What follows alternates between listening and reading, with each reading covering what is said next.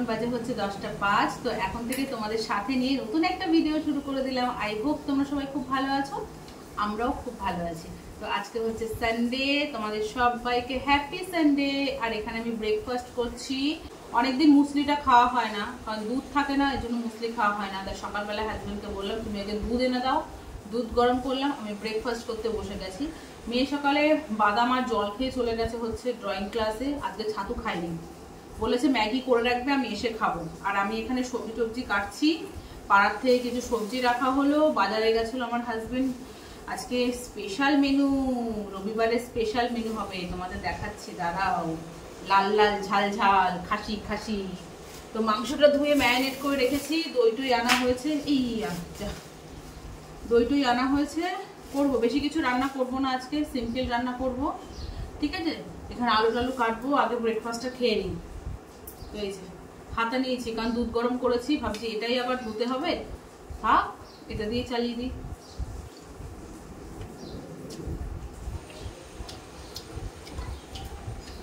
আর কালকে রাতে ঘুমাতে পারিনি, হাত ব্যথা, জানো, অত মশলা বাটার পর। আসলে কথা কি বলতো, আমাদের তো অভ্যেস নেই না। যদি অভ্যেস থাকতো, আগে যখন মিক্সি ছিল না, আমার বাপের বাড়িতে বিয়ের আগের থেকে শিলনোড়ায় বাটা, মিক্সি ছিল না, তো তখন একটা অভ্যেস যে প্রতিদিন আমাকে শিলনোড়ায় বাটতে হবে, একটা হ্যাবিট হয়ে যায়। আর আমাদের তো এখন হ্যাবিট নেই, আমরা হচ্ছে সব সুখের শরীর, সবকিছু এখন মেশিং এর দ্বারা হয়ে যাচ্ছে। মানুষ বলে না, যত সুখ তত রোগ, সেরকম। যেমন সুখ করবে তেমন তুমি ভোগ করবে, এরকম একটা ব্যাপার। তো খুব কষ্ট হয়েছে কালকে রাতে, এই ভলিনি স্প্রে দিই হাতে, দুই হাতে পুরো ভলিনি, এই জায়গাগুলো বেশি ভলিনি স্প্রে দিই, তারপর আমার ঠিক হয়। তারপর গিয়ে রাতে একটু ঘুমাই। আজকে সকালবেলায় তাড়াতাড়ি ঘুম থেকে উঠেছিলাম, রান্নাঘরে জল দিয়ে কেমন আয়রন বললাম না, কেনা জল দিয়ে ভাত বসালাম, তারপর আবার শুয়ে পড়লাম। শুয়ে মানে ঘুমাইনি, যা শুয়েছিলাম। তারপর 8:30টার সময় উঠেছি। উঠে তোর হাজবেন্ড বাজারে গেল, জিনিসপত্র নিয়ে আসলো, ঘরটার সব গোছানো হয়ে গেছে। খেয়ে নি, হ্যাঁ ঠান্ডা হয়ে যাচ্ছে, খেয়ে তারপর তোমাদের সামনে আসছে। তো ফ্রেন্ডস, এখন বাজে হচ্ছে 11টা, 11:15 মতো বাজে। তো আজকে রোদের তাপ দেখেছো কিরকম, কিন্তু আজকে আমার অতটা জামা কাপড় কাচার নেই। যদি রাতের বেলায় পর্দাগুলো ভিজিয়ে রাখতে পারতাম, তাহলে আমার কেচে দিলে সুবিধা হতো, কারণ যা নোংরা হয়েছে পর্দাগুলো, রাতে না ভিজিয়ে রাখলে এগুলো পরিষ্কার হবে না। তা আজকে রাতে পর্দাগুলো ভিজিয়ে রেখে কালকে কেচে দেবো। তো জামা কাপড় কাচবো কিছু, মানে রেগুলার পরা যে জামা কাপড়গুলো, পেঁয়াজ কেটেছি আমি তাকাতে পারছি না, তো সেগুলো কাচবো।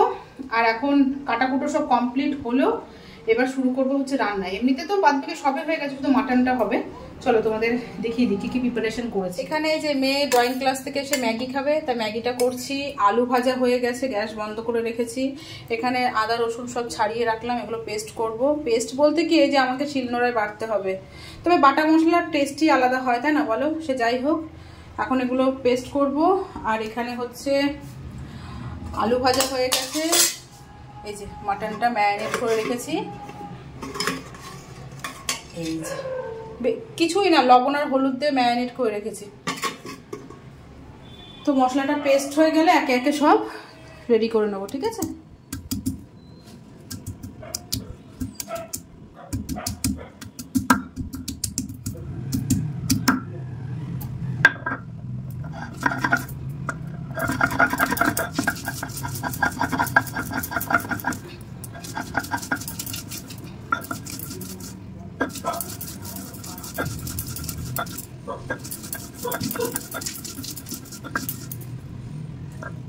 তো এখানে দেখো আদা রসুন পেঁয়াজ সব বাটা হয়ে গেছে। 4 পিস পেঁপে নিয়েছি মাংসে দেবো বলে।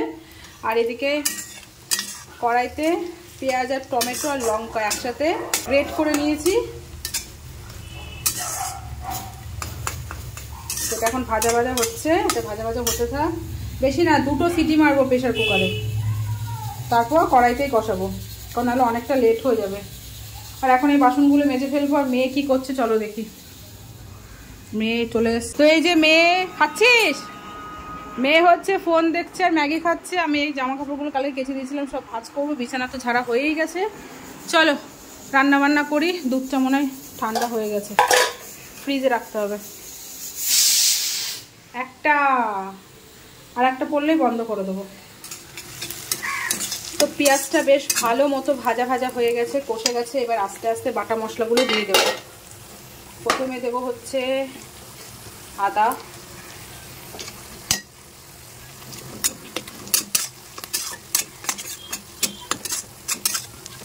দেবো রসুন,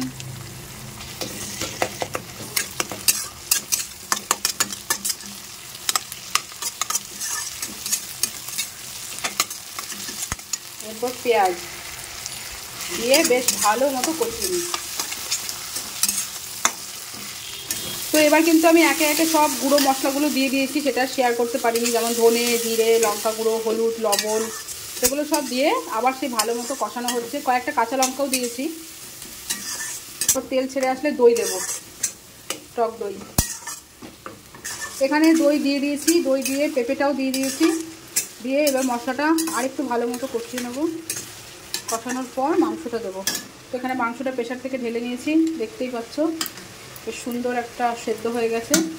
তো এবার একে একে মাটনের স্টু দেবো আর কষাবো। মাংসটা কষানোর সময় তোমাদেরকে দেখাচ্ছে। মাংসটা কষানো হচ্ছে, মাটনের স্টু দিচ্ছি আর মাংস কষাচ্ছি। এই নিয়ে 3 বার দিলাম, ঝোল যেই শুকিয়ে আসছে আবার স্টু দিয়ে কষাচ্ছি। তো এরকম কষানো হবে, আরও অনেকক্ষণ কষানো হবে। তো কষানো হতে থাক। আর এদিকে আমার তো বাসন মাজা হয়ে গেছে, প্রেশারটা ভেজানো আছে, থাক। আর এদিকে হচ্ছে মেয়ে স্নান করছে, আর আমি হচ্ছে এই জামা কাপড়গুলো এখন ভাঁজ করে নেব। কি সুন্দর রোদ উঠেছে আজকে, দেখো খুব সুন্দর রোদ উঠেছে। চলো এগুলো ভাঁজ করি।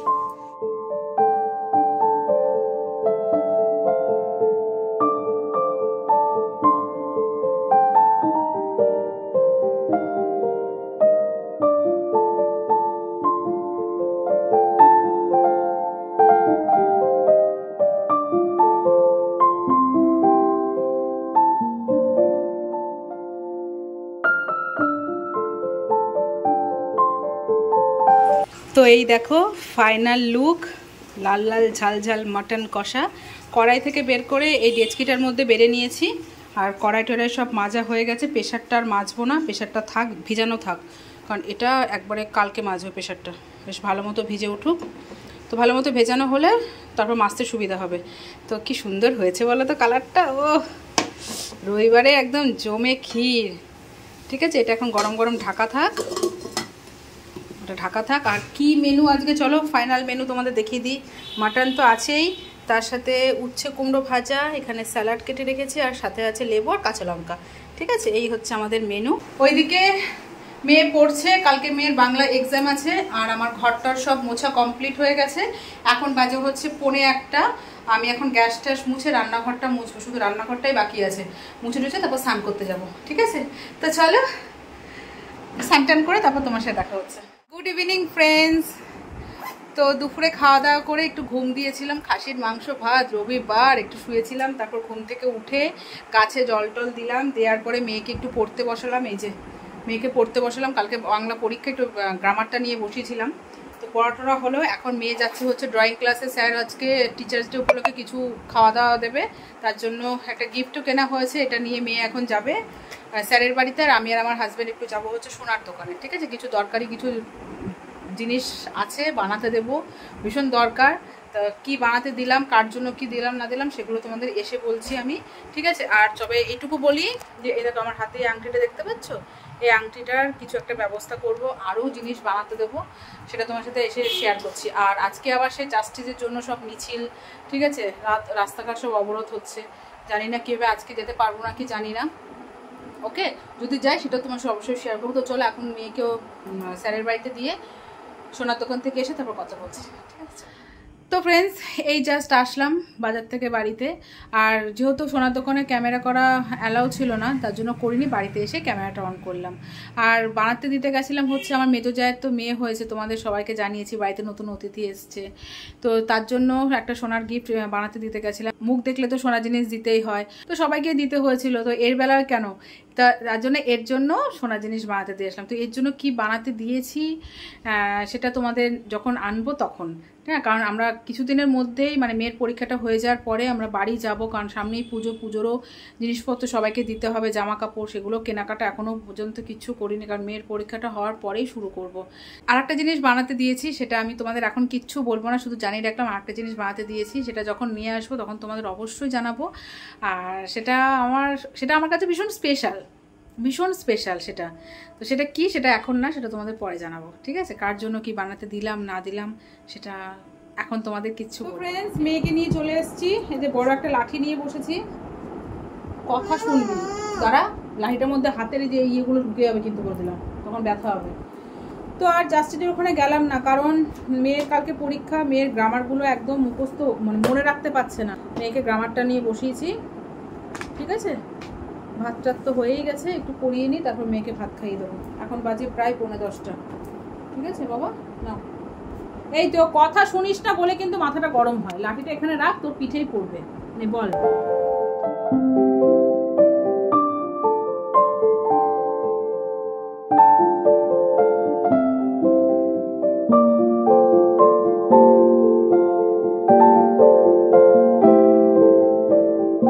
তো ফ্রেন্ডস, রাতের বিছানা করে ফেললাম, আর মেয়ের ঘুম পেয়ে গেছে, কারণ ও দুপুরে একটু ঘুমায়নি, আর বলছে রাতে খাবেও না, কারণ সে ড্রয়িং স্যারের কাছে গেছিলো, অনেক কিছু খাইয়েছে, চাউমিন অনেক কিছু খাওয়া দাওয়া হয়েছে, জন্য বলছে আমি কিছু খাবো না, জল খাবো। আমি ঘুমাবো। ব্রাশ কর, তাহলে ব্রাশটা তো করো, যা ব্রাশটা করে ফ্রেশ হয়ে শুয়ে পড়ো। বিছনা করে দিয়েছি, মশারি পরে টাঙিয়ে দিচ্ছি, ওকে? তো চলো, ভিডিওটা জানি না কতটা কি বড় হলো না হলো। মাংসটা এবার গরম করবো। আমারও না পেটে একদম খিদে নেই, পেটটা যেন কেমন ভার হয়ে আছে। ওই দুপুরবেলায় মাংস খেয়ে একটু শুয়েছিলাম না, তারপরেই আমিও দুপুর ঘুমাই না, তারপরে যে একটু শুয়েছি, তারপর থেকে পেটটা কেমন ভার হয়ে আছে। তোমার জল খাচ্ছি, কেন মনে হচ্ছে আরও ভার হয়ে যাচ্ছে। তো ভাত তো বসি, ভাত তো হয়ে গেছে, মাংসটা গরম করবো। 10:30 বেজে গেল। চলো, ভিডিওটা এখানেই শেষ করি। যদি তোমাদের কিছু ভালো লেগে থাকে অবশ্যই লাইক করো, কমেন্ট করো। টাটা, দেখা হচ্ছে নেক্সট ব্লগ ভিডিওতে। Bye bye, love you all, good night, tata.